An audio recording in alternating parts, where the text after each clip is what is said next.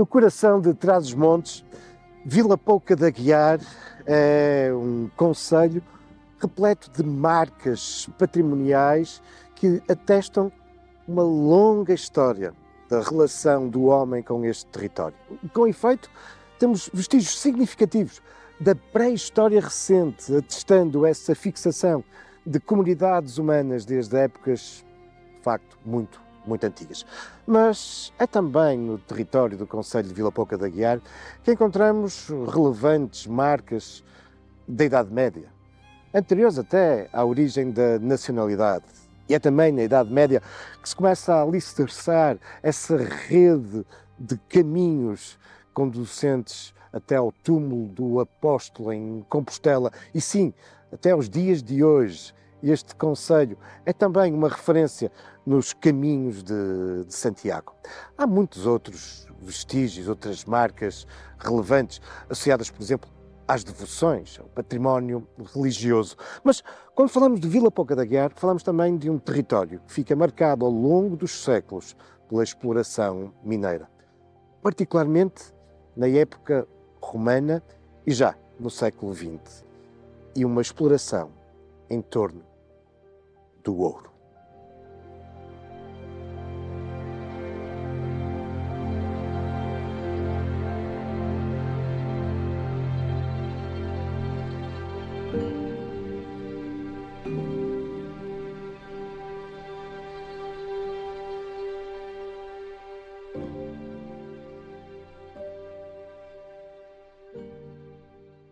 Estamos agora em Três Minas e são imponentes os vestígios de mineração de época romana.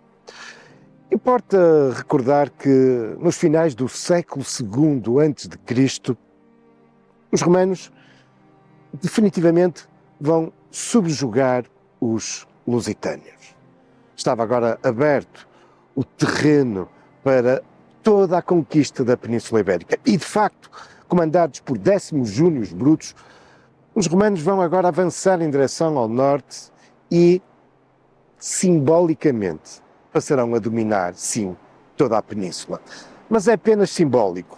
Na prática, a resistência dos povos, particularmente a norte do Douro, os calaicos, os brácaros, os astures e, acima de tudo, as dificuldades que os romanos encontram num terreno profundamente montanhoso, repleto de neblinas, faz com que se desinteressem de um efetivo domínio deste noroeste da Península Ibérica.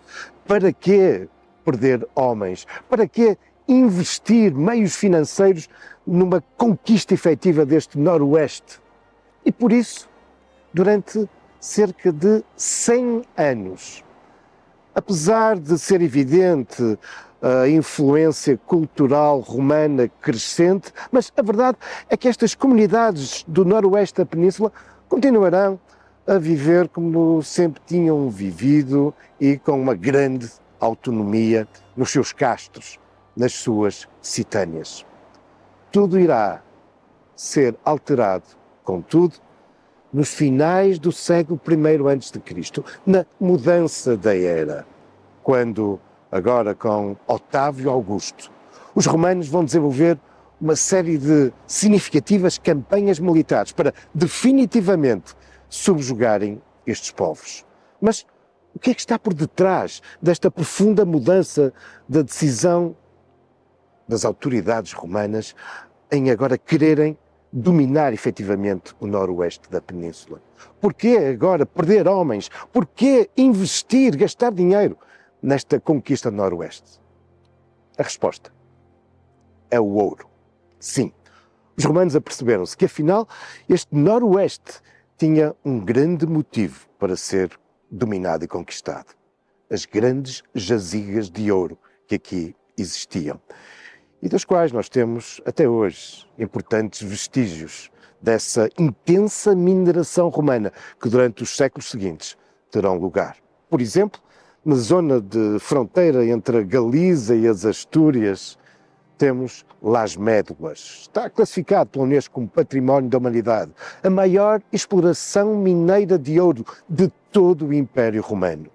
Mas, por exemplo, também às portas do Porto, na Serra de Valongo, extensas galerias subterrâneas que seguiam os filões do quartzo aurífero, do ouro associado ao quartzo. Extensas galerias.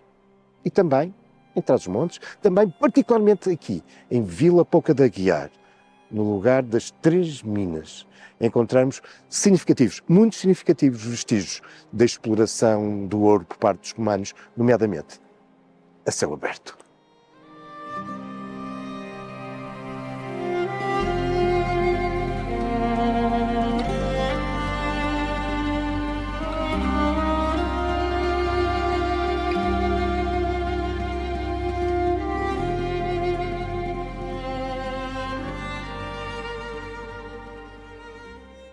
Estamos agora no Centro Interpretativo de Três Minas. Vimos à conversa com a arqueóloga Patrícia Machado.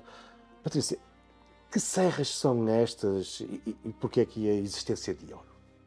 Ora bem, antes de mais, bem-vindos a Três Minas, bem-vindos à Serra da Padrela e, em boa verdade, também ao Planalto de Jales, porque é nestas duas realidades que nós temos presença de ouro desde a época romana, explorada em época romana, e este ouro tem contextos muito diferentes. Portanto, nós temos um filão tradicional em Jales, um filão cônico que ascendeu até próximo da superfície, e no caso de Três Minas temos uma serra de xisto que na sua transformação alocou então aqui alguns veios mineralizados que permitiram então aos romanos fazer um trabalho bastante mais simples do que aquele que foi feito também em Jales pelos seus companheiros. Mas então havia várias formas de explorar estes filões? Exatamente, e Vila Pouca de Aguiar acaba por ser, até deste ponto de vista, um desafio que se terá colocado naquela época, porque em poucos quilómetros de distância havia substratos geológicos muito diferentes e, portanto, métodos que tinham que se adaptar, técnicas que tinham que se adaptar para que se conseguisse aproveitar então, o ouro. como é que os romanos seguiam, exploravam Começavam o sempre ouro? pela superfície, pelos brilhos atípicos que eram dados à rocha, pela pirite, pela arsenopirite, e depois, claro, feita esta prospecção superficial para tentar perceber se existia ou não ouro, se este brilho ou não estava relacionado com ouro, seguiam para o trabalho propriamente dito de triturar esta rocha, portanto, fraturá-la no seu local original, na mina, portanto, abrir a mina, e depois, então, encarregar-se de transformar esta rocha em areia para que no final ela pudesse ser lavada e, tal como tinha sido documentada, ainda durante o tempo de conquista, ser possível fazer-se aqui aquilo que se tinha visto no Rio Dúrios, portanto no Rio Douro, que é as pessoas poderem lavar a areia aurífera nas margens do rio e poder aproveitar por gravidade o ouro, porque é mais denso do que o resto dos materiais. E, portanto, faziam essa busca do ouro, seguiam esses filões através de subterrâneos, mas também a céu Sobretudo a aberto. superfície. A céu aberto, não é? Sim, os vestígios que nós temos, sobretudo em Três Minas, Jales tem uma situação especial porque a mina romana veio a dar lugar na década de 30 a uma exploração contemporânea e, portanto, nós só temos desenhos dos topógrafos da época daquilo que eram as minas antigas. No caso de Três Minas, o que nós temos é, sobretudo, exploração a céu aberto, portanto, com o corte da rocha a céu aberto, e depois um sistema subterrâneo que permitia, sobretudo, a drenagem da água e o escoamento dos materiais desde o interior da mina até ao vale. E como é que eles provocavam esse arruinar do monte, essa exploração a De céu acordo aberto? com Plínio, e que acaba por estar provado pelos materiais que foram sendo encontrados aqui no último século, podiam fazê-lo de duas maneiras. Portanto, com um trabalho físico mais direto, através de picaretas, de picos, diretamente sobre a rocha, aproveitando que no caso do xisto, ele está lascado, não é? Ele tem as fendas naturais, e isso permitia com cunhas de madeira um trabalho mais rápido, mais acelerado. Também está documentado então por este autor, que foi procurador de Minas, precisamente na Península Ibérica, o uso da combinação de fogo e água de maneira a provocar pequenas implosões na rocha, pequenas alterações nesta sucessão de camadas que permitiam então separar precisamente a rocha nas zonas onde havia intrusões, e estas intrusões são o quartzo, a que as pessoas habitualmente associam à presença de ouro, portanto a concentração de metais. Mas essa água tinha que ser muita água para conseguir provocar então esses No colapsos, nosso caso, sim. No nosso caso, não muita. Tem que ser bem direcionada, o que obriga a uma capacidade de engenharia hidráulica estupenda, até maior do que a capacidade de fraturação da rocha.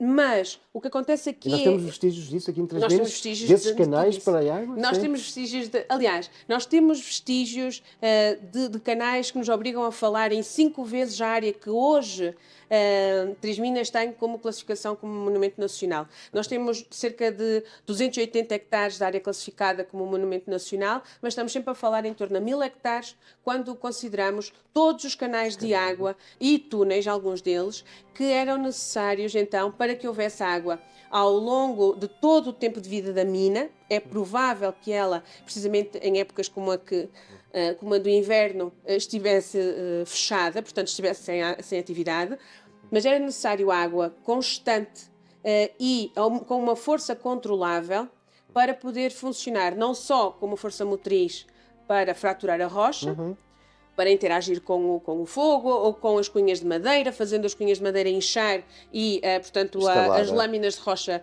cair, mas também para pôr em funcionamento os moinhos para a trituração e para a moagem da rocha, que é onde, na verdade, estas crateras passam de pedreiras, de xisto, a minas. Portanto, porque o único objetivo da exploração destes milhões de toneladas de rocha, destes 9 milhões de toneladas de rocha, é única e exclusivamente aproveitar o ouro que existe no seu interior. Claro. Portanto, a água é fundamental em várias etapas, mas é fundamental também se for controlada, portanto, se for possível de manusear com a força e com a pressão que faz falta em cada uma das situações. Claro.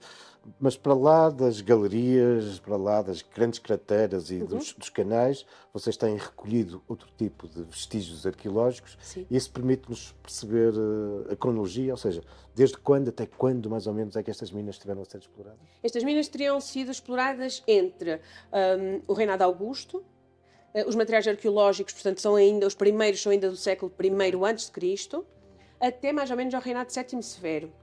E aí temos que nos valer não dos materiais arqueológicos das escavações, mas de um dos altares. Porque à margem destes vestígios arqueológicos, o século passado também foi bastante feliz na descoberta de alguns materiais epigráficos, não só altares, mas também lápides funerárias, e uma delas coloca, exatamente, e uma delas dá-nos uma data bastante aproximada daquilo que poderia ser já o ocaso desta mina, que é já o reinado de Sétimo Severo. E, portanto, 2 séculos e meio, 3 séculos já é um bocadinho exagerado, mas 2 séculos e meio de atividade mineira teriam permitido, então, remover todas estas toneladas de rocha e produzir, então, este ouro que fazia falta a Roma para a cunhagem de moedas, exclusivamente para a cunhagem de moedas.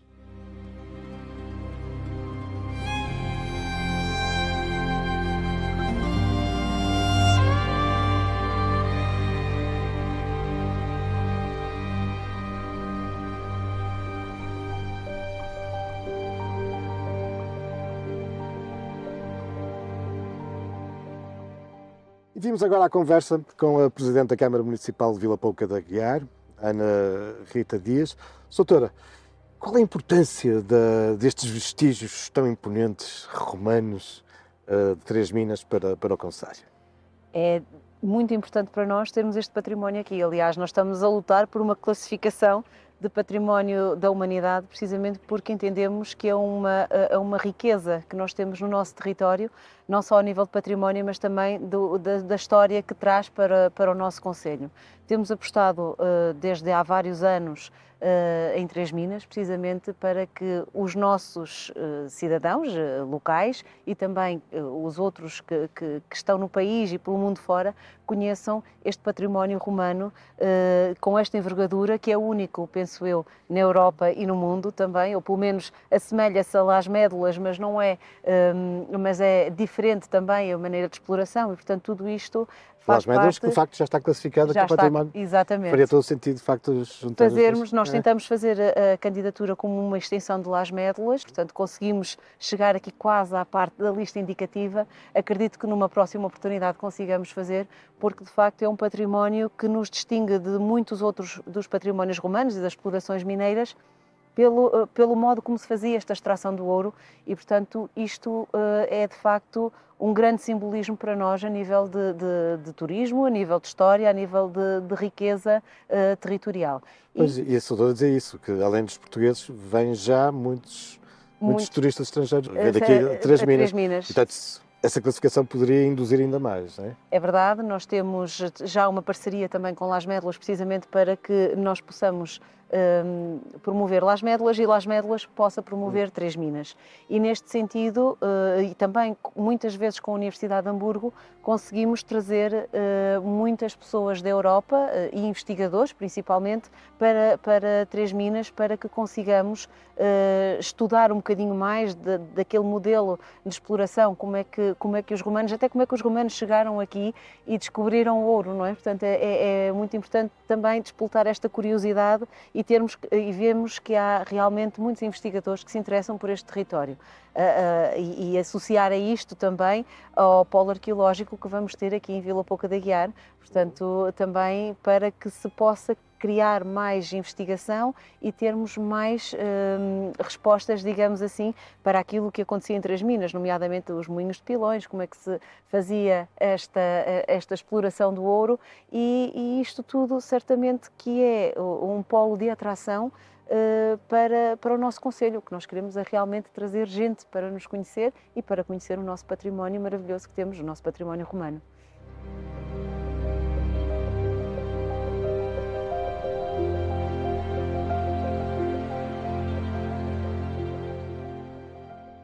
Patrícia, e aqui no centro interpretativo, o que é que nós podemos visitar, observar? Qual o objetivo? O centro interpretativo tem como objetivo, sobretudo, simplificar a informação relacionada com o sítio arqueológico, com a mina propriamente dita. Por um lado, porque, ainda que as pessoas tenham lá praticamente todos os vestígios físicos, não têm os objetos e é mais fácil nós conseguirmos introduzi-los com ilustrações, com vídeos, com algumas réplicas, para que as pessoas tenham real noção do trabalho que deu fazer esta exploração mineira. Noutras situações, o centro interpretativo é a única possibilidade que as pessoas têm de se aproximar desta área mineira, porque nós temos visitas guiadas todo o ano, mas as visitas guiadas obrigam a alguma disponibilidade física e de tempo, claro, que quando os grupos não têm, podem perfeitamente substituir por uma visita aqui ao centro interpretativo. Chamamos-lhe assim, este arqueossítio, este sítio enorme de interesse arqueológico, pode ser visitado a partir aqui do centro interpretativo. Vocês têm trilhos, não é? Nós temos trilhos na própria área mineira. Pontualmente também os fazemos a partir aqui do centro interpretativo, quando o âmbito é mais caminhada, portanto é um programa mais alargado, nós podemos fazê-lo a partir daqui, portanto fazer a deslocação a 3 km, que é onde está a mina, no Alta Serra, e regressar. Mas este espaço acaba por servir, então, como uma porta de entrada para aquilo que é a exploração mineira. Também para as pessoas terem um bocadinho a noção do que é que vão visitar, de tudo aquilo que não conseguem visitar naquele dia e que lhes pode ficar como ponto de interesse para outras visitas futuras. Bom, é um centro interpretativo, não é propriamente um museu, mas mesmo assim há aqui uma série de relevantes objetos originais. Sim. Nós gostamos sempre de destacar duas epígrafes relativamente simples, comparadas com outras que temos por esse país fora. Para nós são particularmente interessantes porque são as únicas originais, que nunca saíram do Concelho de Vila Pouca de Aguiar. Portanto, Três Minas tem um dossiê epigráfico que ultrapassa as 15 unidades, portanto, e termos 15 peças que nos documentam epigraficamente este local é extraordinário. No entanto, como foram encontradas muito antes de se descobrir, de facto, que estes lagos, estas crateras na montanha eram minas, elas foram levadas para outros museus e, portanto, as únicas que foram guardadas pela população local. Para que ficasse claro que muito se tinha descoberto já neste espaço. São então duas epígrafes que temos aqui, duas lápides funerárias, que documentam uma comunidade de imigrantes de Colonia, atual Pinhalva de Castro, na província de Burgos, e que muito provavelmente é a única comunidade que nós temos aqui de assalariados a trabalhar nas minas, a também dar o seu contributo pelo conhecimento que teriam do ponto de vista da agrimensura, da topografia, que também nos dá aqui um bocadinho a noção que nós estamos a falar de uma zona hoje isolada, mas que à época era um epicentro, não só de pessoas, mas também de progresso, de tecnologia, porque Roma tinha, de facto, na exploração de ouro, um dos setores primordiais para o seu desenvolvimento. E por isso não admira também que esta zona seja servida por importantes vias romanas. Exatamente. Que são aqui também exploradas, não é? Exatamente.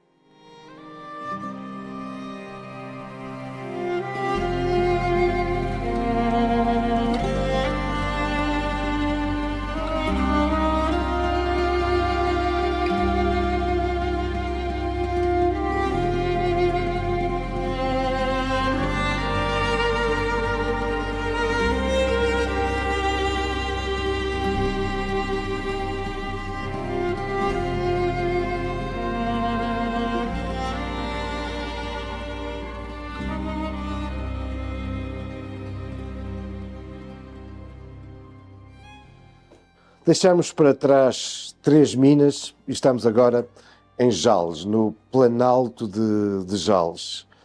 É uma distância, enfim, razoável entre um local e outro, mas é, acima de tudo, uma longa viagem no tempo. Com efeito, a história da exploração do ouro no atual território de Vila Pouca de Aguiar não termina com a romanização. Continuaremos a assistir durante os séculos seguintes ao arrancar das entranhas da terra destas riquezas minerais, mas não da mesma forma significativa que tinha ocorrido durante o período do domínio romano. Vamos ter que explorar pelos inícios do século XX, mais precisamente pela década de 30, para, de novo, vermos um enorme formigueiro humano em torno de uma exploração claramente industrial. Sim, é a partir de 1933 que aqui no Planalto de Jales tem início a exploração daquela que virá a ser uma das mais famosas minas na história da mineração portuguesa. E encontramos na réplica de uma dessas galerias, das muitas galerias que fizeram a história de Jales durante quase 60 anos, desde 1933 até 1992. 6 décadas de uma intensa exploração. Só para termos uma ideia, as galerias chegaram a ser 16 pisos de galerias, atingindo uma profundidade de 600 metros. É a última mina a explorar ouro em Portugal. Não só ouro, mas também prata e outros minérios. Uma intensa exploração que deixou importantes marcas na paisagem, marcas ambientais. E esse é também um dos temas que hoje é debatido neste espaço.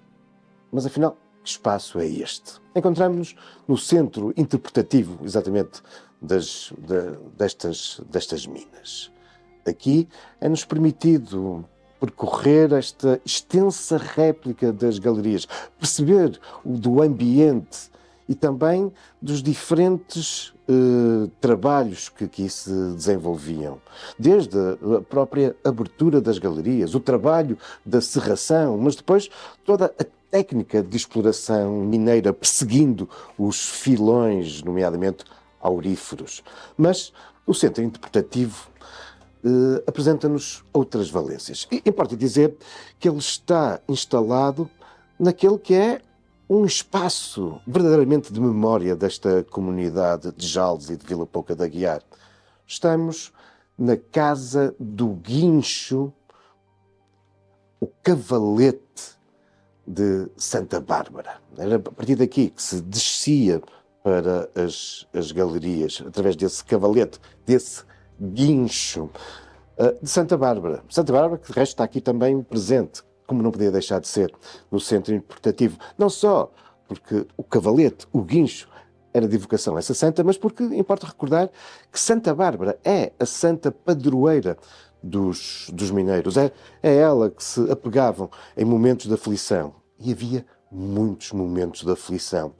E essa componente da perigosidade do trabalho nas minas é também evocado aqui neste centro interpretativo, que nos permite também conhecer os materiais, as técnicas, os instrumentos que foram utilizados pelos mineiros ao longo das décadas da exploração aqui nas minas de Jales. Enfim, um espaço que importa conhecer.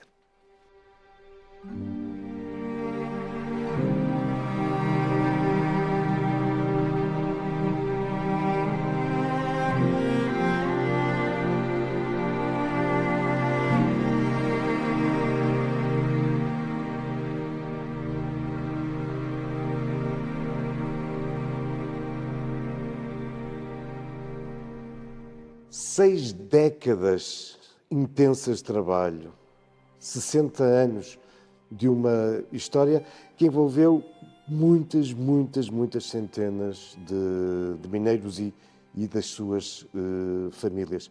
3 gerações, e há famílias em que as 3 gerações se envolveram aqui na atividade de Jales.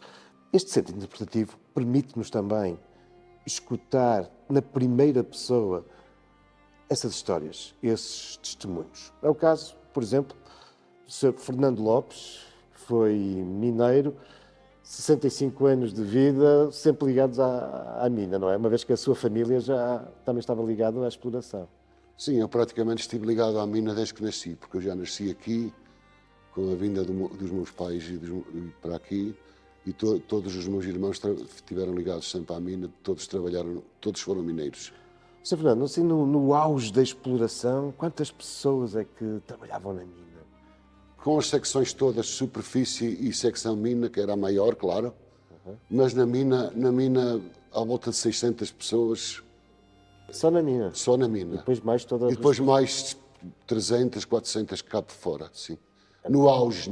Sim, era de facto muita gente. Muita gente. Sr. Fernando, e como é que era essa vida? Isto é, pode-nos dizer, enfim, um mineiro, como é que começava o seu trabalho, quanto tempo durava e o que é que fazia, as diversas fases, o que era isto de descer à mina, enfim, o que era um dia normal de um mineiro? Olha, eu a título pessoal posso-lhe abreviar o que era a vida de um mineiro. A gente entrava para a escola e na altura já os nossos patrões davam lições de ambientais e até de tratamento das crianças da escola. Nós tínhamos o leitinho de manhã, tínhamos um rancho no intervalo da escola, etc. Ora bem, as crianças aqui e os jovens, agora já estou a falar mais jovem, sim, nunca se preocuparam muito porque sabiam que tinham um emprego garantido. Pronto, uns para os serviços técnicos que aprendiam a profissão de serralheiro, de eletricista, pronto, que era tudo profissões de apoio à mina. Claro. Porque a mina precisava de fazer o escoamento, porque a mina precisava de reparações interiores e eles também iam à mina. A partir da escola, as pessoas aos 14, 15 anos começavam logo, os que iam para a mina normalmente vinham para a escola mineira. O que era a escola mineira? Eles iam aprendendo cá fora mais ou menos os materiais com que iriam lidar quando fossem para a mina aos 18 anos. E os procedimentos, iam aprendendo aos poucos o que era isto, o que era aquilo, para que era aquela madeira, para que era aqueles ferros, para que eram aqueles carris, a lidar com os gasómetros, na altura ainda era gasómetros, depois mais tarde, quando isto encerrou já toda a gente tinha lanterna no capacete, pronto, e normalmente era assim. Toda a gente tinha emprego garantido, por isso é que isto era uma aldeia muito forte.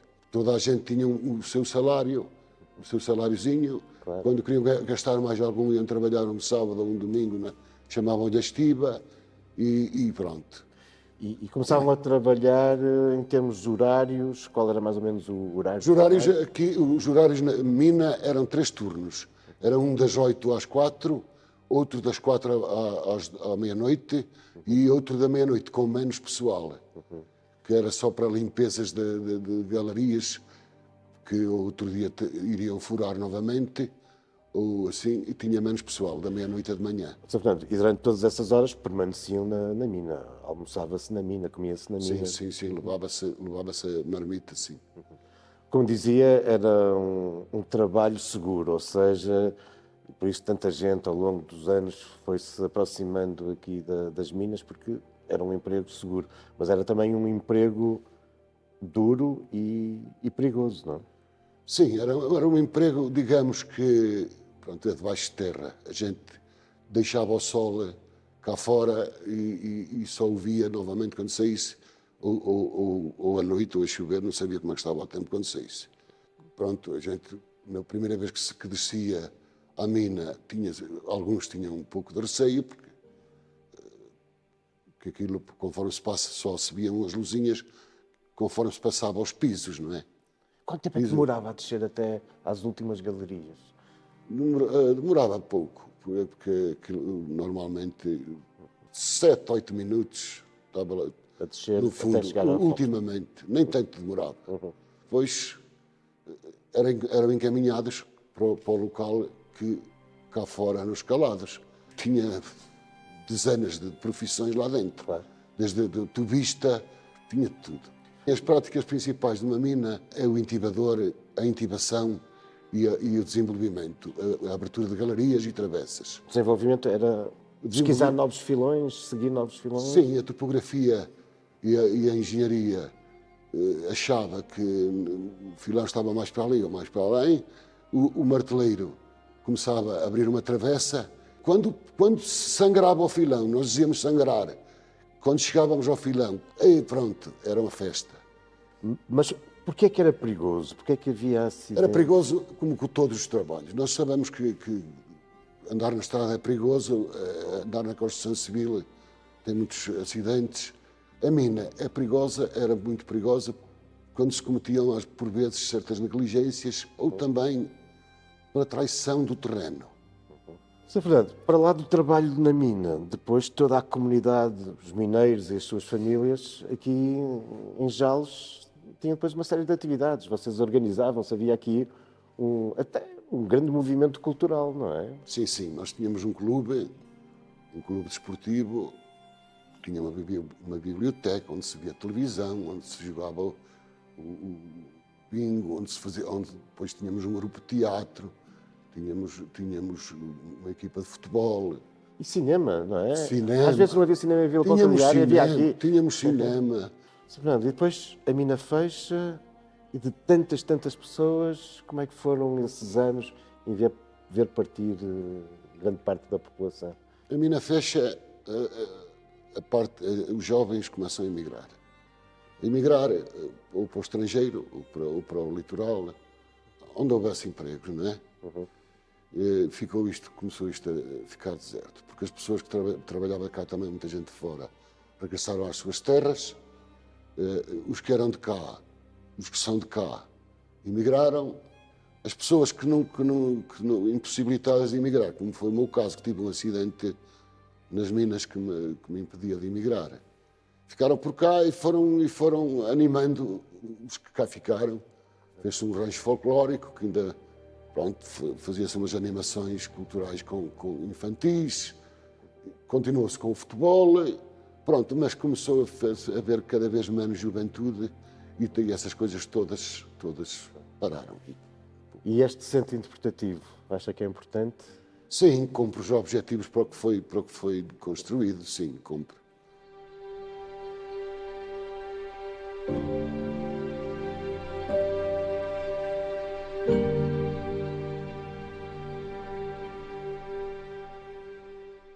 Doutor, afinal, como vimos, quando falamos de mineração de ouro no atual território de Vila Pouca da Guiar, afinal não é só 3 minas. Jales é também uma referência absoluta e essa ainda mais na memória presente aqui da região. E a autarquia tem apostado, nomeadamente com este centro interpretativo que estivemos agora a visitar. É verdade, também a Vereia de Jales e Campo de Jales, neste caso, a aldeia de Campo de Jales, é de facto um marco também aqui no âmbito da mineração. Aliás, nós temos lá uma zona onde os habitantes são maioritariamente mineiros das minas de Jales e, de facto, foi um património que tivemos aqui que criou muita riqueza a nível nacional e também deu muito emprego aqui localmente às nossas pessoas e outras que vieram que acabaram por ficar.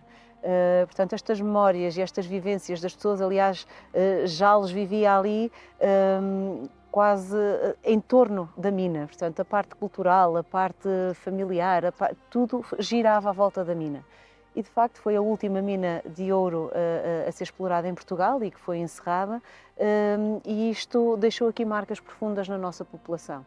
E em homenagem também a estes mineiros e àquilo que se fazia em Campo de Jales, entendemos que seria uma mais-valia e um reconhecimento deste trabalho fazermos este centro interpretativo mineiro de Jales para reconhecermos aqueles que trabalharam anos a fio naquela mina e que trouxeram riqueza também para o nosso território. E por falar em trazer riqueza, nos dias de hoje o designado turismo industrial está em crescimento e Vila Pouca de Aguiar está-se também a posicionar, digamos, com esse objetivo, igualmente de...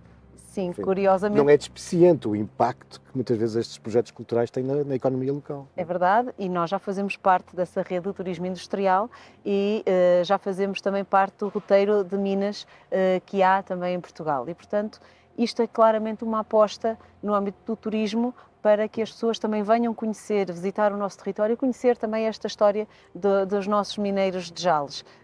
Temos ali nós criamos o roteiro mineiro em Vila Pouca de Aguiar, precisamente para conhecerem os dois centros interpretativos que temos, o de Campo de Jales e o de Três Minas, e perceberem também, fazendo a ligação aqui à nossa parte mais atual, que é precisamente a extração também do granito, que tem a ver com esta parte dos recursos naturais. Portanto, acabamos por conseguir mostrar um bocadinho do que o território tem, dos nossos produtos, com estas duas componentes históricas do nosso concelho, em que Campo de Jales tem uma fortíssima e ainda atual matéria para mostrar e para divulgar aqui a nível de Vila Pouca de Aguiar.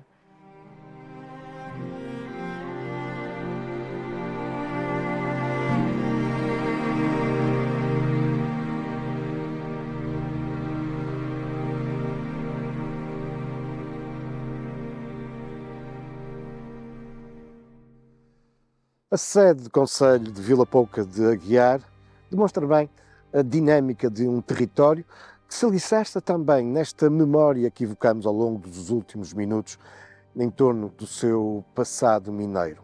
Mas este é um território em que os recursos geológicos marcaram também de diferentes formas esta comunidade até aos dias de hoje. Importa recordar que, de facto, Vila Pouca de Aguiar é conhecida atualmente como a capital do granito, e a exploração do granito marcou ao longo dos tempos e de um modo relevante nos dias de hoje também este território e as suas gentes. Mas há outros recursos geológicos que são muito relevantes nesta área. Por exemplo, aqueles que se relacionam com as águas termais, de que Pedras Salgadas é apenas um exemplo.